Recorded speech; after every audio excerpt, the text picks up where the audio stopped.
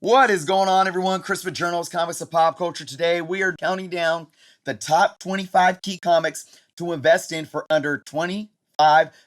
Today, we're looking at numbers 10 through 6. And how it works is always the lower we get on the list, the higher these books have increased in value over the last few years. We're going to be looking at a CGC graded value compared to 3 years ago, and then we're going to be looking at current average raw value, and that average raw is where we're going to see these books sitting at that $25 or under mark. So before we get into the video, if you aren't subscribed to the channel, folks, please take some time to do so. I want to remind everyone that we are still giving away this beautiful EGS slab 9.4 Warlock and the Infinity Watch #1 for my 10K subscriber giveaway. All you need to do to have a chance to win this book is make sure you're subscribed to the channel, you hit that notification bell, like the video, and of course, comment below letting me know that you are subscribed, and then stay until the end of the video to answer a trivia question that I'll be asking. Leave your answer in the comments, and that right there will get you a second entry into having an opportunity to win this awesome book. So I want to say good luck to everyone. And of course, before we get into the books, lastly, I do want to remind everyone, if you are in need of comic book supplies, please check out bcwsupplies.com. You can use the code JOURNOS to receive 10% off of your order. This code never expires. You can use it as many times as you want. All right, folks, let's get into the 5 books on the list today. We're starting off with number 10. Now, remember, if you haven't caught the first 2 videos in this series, make sure you go check those out. But here we go. Book number 10. I really like this one. This is Amazing Spider-Man #5. This is the second appearance of Silk. So, of course, when you're looking at key comics on a very limited budget of 25 and under, you can find some second appearances, some third appearances. I think this is a really affordable second appearance book. There's a lot of speculation hype around the Silk character being introduced in the Sony live action Spider-Verse of things, which of course can correlate over into the MCU. Now, let's look at these numbers. So, like I said, we're going to be looking at a CGC number. That number is a current 9.8, where the fair market value is sitting at $81. Next to 3 years ago, it was sitting at $30. So just around the price of the slab itself, folks. So what is that? That is a 3-year increase of 170% increase in value. Now, here's that average raw. Like I said, these are 25 and under. You're looking at an average raw of $23. Now, again, how the average raw works, it doesn't pertain to any specific grade. You take in all the raw sales, add up the sales amount, divide it by the number of books sold. That's how you get your average raw. So, again, this is a very decently affordable book. I think there is great potential that we will see this character in live action. There's already been rumors because Sony's announced, like certain type of Spider-Man spinoff with women leads. So we shall see. All right, moving on to book number 9. How about some Battlestar Galactica? This is Battlestar Galactica #1. This is the first comic iteration of Battlestar Galactica. I think, I don't use the term undervalued that much, but I think this book could be seen as a bit undervalued because it's a classic. It's technically like a vintage book, being a Bronze Age book, right? Although I don't like to use the term vintage that much either. But Battlestar Galactica, although it's not Star Wars, it has a cult following. And as these Bronze Age books age out, I think this book can definitely do some solid things. And you're going to see that it's already doing that by looking at these numbers. Current CGC 9.8 fair market value, $233. Next to 3 years ago, we were sitting at only $78. That is a 3-year increase of 199%. That's solid for this book. Now, the average raw still sitting at about $10. So really, really affordable.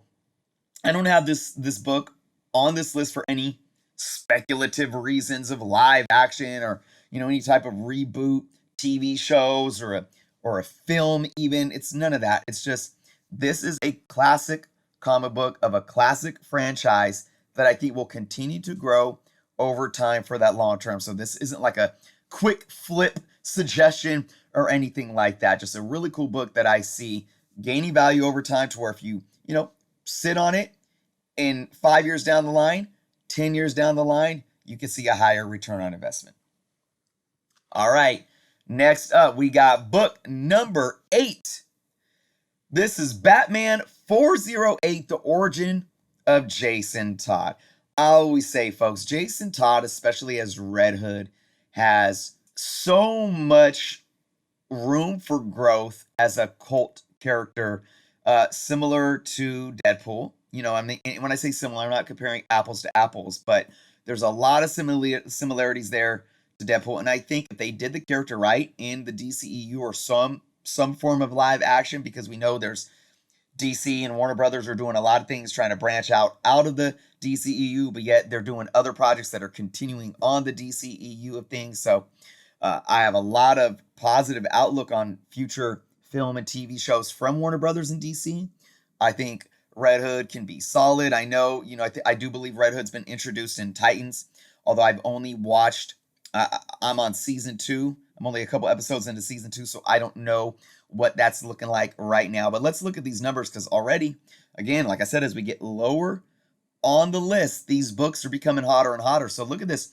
Current CGC 9.6 fair market value sitting at $108 next to 3 years ago sitting at a measly $36, folks. That is a 200% increase in value with an average raw sitting at about $13. So, you know, a mid-80s book, you know, you're probably looking at maybe higher mid-grade for that 13. When you start getting the near mint grades of this book, it can probably become costly at this point. But still, if I could find a nice, solid, fine copy of this book for $13, I think that is absolutely solid of an investment.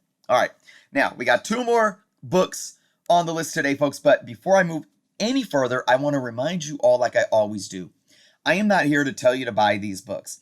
I'm not here to tell you to not buy these books. I'm here to give you guys my personal opinion mixed in with some data and some facts, and it is up to you to ask yourself, do I have love for these characters? Would I be happy buying these books? Am I an investor, and am I willing to take the risk? Although the one good thing about this list is that a lot of them are affordable and there's low risk involved, unless you guys are going after those 9.8s, right? Then it becomes a bit riskier, and you got to ask yourself, am I willing to take those risks? All right, but let's move on to book number 7 on the list today. This is Uncanny XMen number 213. A lot of things going on in this book. First off, it's the book where Psylocke joins the X-Men and takes on the Psylocke mantle. That's huge for me as a Psylocke fan. But it's also the first cameo appearance of Mr. Sinister, and it's also got this classic Wolverine Sabretooth cover. Wow, this is a 3-punch knockout, folks. This book right here, I do believe, has been extremely undervalued. I don't really know that people have seen this book as this power punch of these elements before. And now, you know, probably since COVID, more and more collectors utilizing social media. You know, the Key Collector app is still only, not even 5 years old at this point. And when we are able to educate ourselves to have these resources where we get instantaneous information, we have databases that we can look up and find information. And as more people become savvy of what this book holds, I think this book is going to continue to increase in value. So let's look at what it's been doing. Current CGC 9.8 fair market value sitting at about $295. Next to 3 years ago, where we're sitting at $96. That is a 208% increase in value, with an average raw now sitting at about $23. So it's already telling you what it's been doing on the market the last 3 years is already showing you more and more people are obviously demanding this book, and they're seeing all these elements and saying that's something that is feasible for me to want to demand this book. So I don't think this book is going to slow down soon. This is something that's going to continue to increase because of these elements just pertaining to comic books. But there's a lot of live action MCU spec value here as well, because we know the X-Men are coming. We know that Kevin Feige has said we want to do something different than what's been seen with the Fox franchises. Mr. Sinister is a character that we have not seen in live action. Psylocke was so underplayed in the film that she was in the Apocalypse film, and then Wolverine in Sabretooth. I mean, there's always that there. Bring on Daniel Radcliffe. I know a lot of you are gonna laugh at me, but I'm standing my feet. in the ground when I say that, but a lot going on with this book, folks. All right, everyone. We have one more book today. That's book number 6. Before we get into today's final book, I want to take less than 60 seconds to let you all know about today's sponsor, PopCultureZone.com. PopCultureZone.com is an online shop focusing on hot new comics, including exclusive and incentive variants, CGC graded comics, and tons of other inventory, including pop culture toys and other collectibles, all at low and competitive prices. PopCultureZone.com ships all over the US. And if you are buying raw comics, they offer flat rate shipping of only $4.99. That's right, $4.99. Absolute craziness, right? And there's no taxes included, excluding New Jersey. Pop Culture Zone is also on eBay, where they hold a 100% positive feedback rating with over 8,000 completed transactions for this year alone. Make sure to check out the link to their website below, as well as their eBay link, so be sure to give them a follow there as well. All right, everyone, here we go. Last book of the day. Coming in at number 6, we got ROM 31. This is the second appearance of Rogue. Yes, it is her second appearance, and there's no arguing that. Why?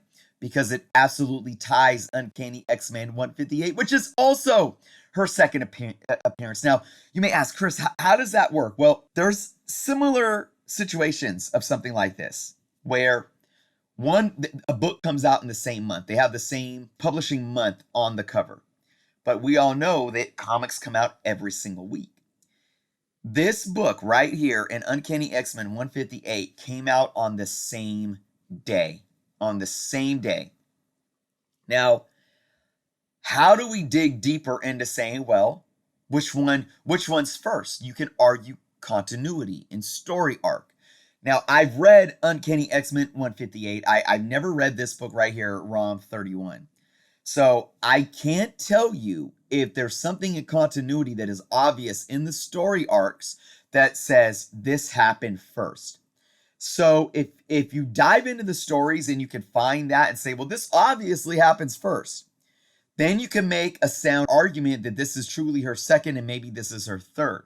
But for right now, for sake of argument, we're looking at them as a tie. Why do I have this book on the list instead of Uncanny X-Men 158? Well, this book, I do believe, is the one that is extremely overlooked. It really is. Now, again, over the last couple of years, ever since we got the announcement from Kevin Feige saying the X-Men were coming, all of these more obscure keys or second appearances, third appearances, and origins and all this stuff from any X-Men character have absolutely increased in value. And this one has.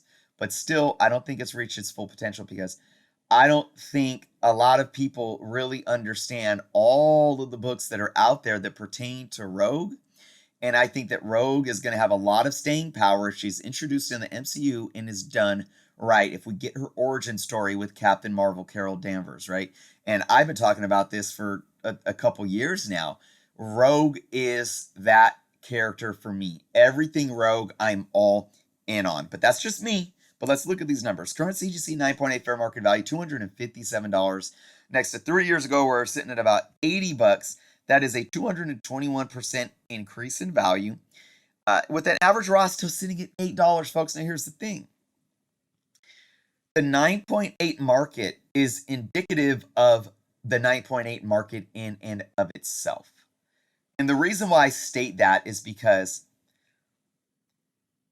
I don't think these increase in values in these 9.8 grades speak specifically to the hype of the book or something like that. Or, oh, we're specking on this slept on tie of a second appearance of Rogue. I think that wide margin of increase is partially due simply to the fact that there has been a higher demand for 9.8 comics. So you could probably take a book that maybe it's not even really a key, but you might see a few more 9.8s of that book sell on the market over the last couple of years, and it may have, significantly increased in value. That's just because there are people that are going out and buying 9.8s for a higher premium value right now more than ever because they're all about that 9.8. That's why you can look at this average raw and say $8, but keep in mind, this is a Bronze Age book. You know, you're probably looking at a mid-grade, maybe high mid-grade for around that $8 amount, where if you start getting into the very fines and the near mints, this book is going to command a much higher value. But still, I think this is a book that you could find out there. Go check out your LCSs. Go see what you could find in the back issue bins. And if you could find this book in a decent grade for under $10, I would personally, just for me, I'd be picking them up. Like I have at least, I think I have 2 copies of this book. If I was in an LCS and I saw a nice copy of this book for under $10, I'd most likely buy it. If I saw like a near mint copy, like for 20 or under, I'm not saying that I would buy it just because I'm as a collector, I'm not, really into having to have everything near mint. But hey, look, you know what? If I could think that I could send it to CGC, if I thought it was a 9.8 candidate and maybe I could get a 9.8 and maybe sell it and make a little money off of it, then maybe I would. But again, these are all things that you all have to think about as collectors, as investors, and make sure you're making the smart decision for yourself. But if we get a rogue announcement and she ties into Carol Danvers, man, Uncanny XMen 158 is going to do something, but this book right here is going to do something as well. More and more people are getting hip to this book as well, and that's why it's on the list, folks. So that is today's list, guys. We have one more video in this video series where we're going to be counting down the top 5 through 1. I can't wait to do it with you all. Let me know what you all thought of the books in the comments below. Let me know which ones you have and which ones you guys are keeping an eye out for. But before we go, I got to give a big shout out to all of my Patreon members for continuing to support me month after month. If you guys are interested in becoming a Patreon member, it's only $3.99 a month. You can check out the link in the description below for those extra perks. And of course, to all my YouTube channel members, thank you all so much for another month of support. And if anyone is interested, that is only $1.99 a month. I will be running a contest at the end of March for my YouTube members, as well as a contest for my Patreon members as well. Those are separate contests. Keep that in mind. All right, folks, we're not done yet. We got one more thing, and that is a trivia question. We have all of these awesome books that we went over today, and there's a lot of things that I could pertain to these books, but one question came into my mind. So on the list today, we have the book where Psylocke took the mantle of Psylocke. I want to know from you all, what is the first cover appearance of not Psylocke, but of Betsy Braddock? What is the first cover appearance of Betsy Braddock before she took the mantle of Psylocke?